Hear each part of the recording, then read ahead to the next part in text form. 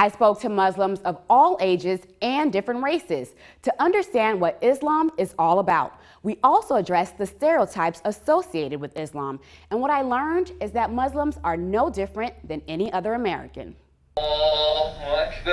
There are 1.8 billion Muslims in the world. That's 1 out of every 5 people on earth. Students at the Islamic Academy of Huntsville are an example of how diverse Muslims are. It's pre-K through grade 6, and they represent 16 different countries. Islam is the world's fastest growing faith, but many Americans know little about it. According to a study by the Public Religion Research Institute, 6 out of 10 Americans have never had a conversation with a Muslim. Islam is a very easy definition for everybody, and this word is derived from surrender, from the Arabic root salima or sallama, which means to surrender or to submit to the will of God and to obey His commands. There are different branches of Islam, Sunnis and Shiites being the main ones, just as Catholics and Protestants are 2 subgroups within Christianity, and each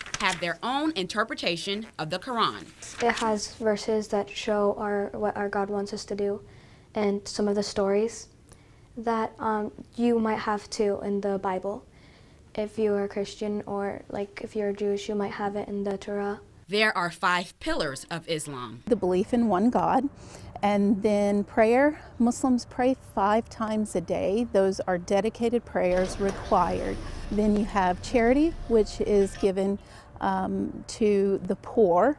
And then you have fasting, which Muslims do once a year during the month of Ramadan from sunrise to sunset. And then you have Hajj, which is a pilgrimage to the Kaaba, which is in Mecca in Saudi Arabia. Rajab Adamonim is the imam at the Huntsville Islamic Center. Allah. An imam is like a pastor. He leads prayer at the mosque. We are praying for many purposes. Number 1, to be in touch and in connection with the God and to remember Him all the time. Also, purification for our souls. The Quran asks women to cover their hair as a sign of modesty. So modesty, yes, it is about dress, but it's also about speech, and it's about action.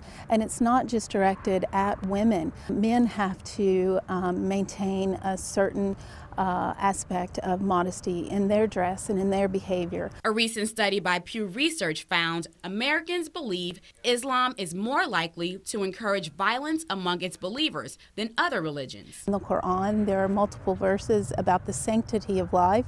One verse says that the killing of one innocent life is as if you've killed all of humankind.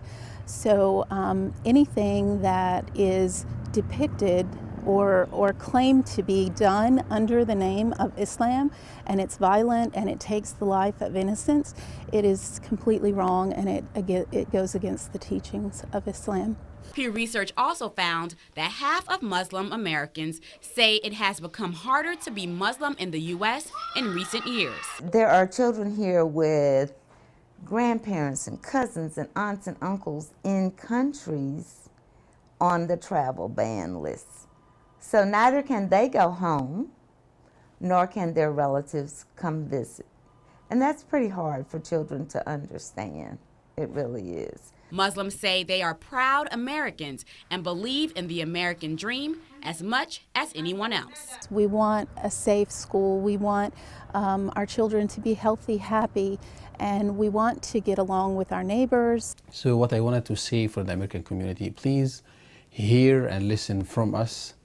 Don't listen about us. Imam Abdamonim tells me the Huntsville Islamic Center is open to people of all religions to come and pray, or just to come and get to know your Muslim neighbors. Rebecca Petit, WZDX News.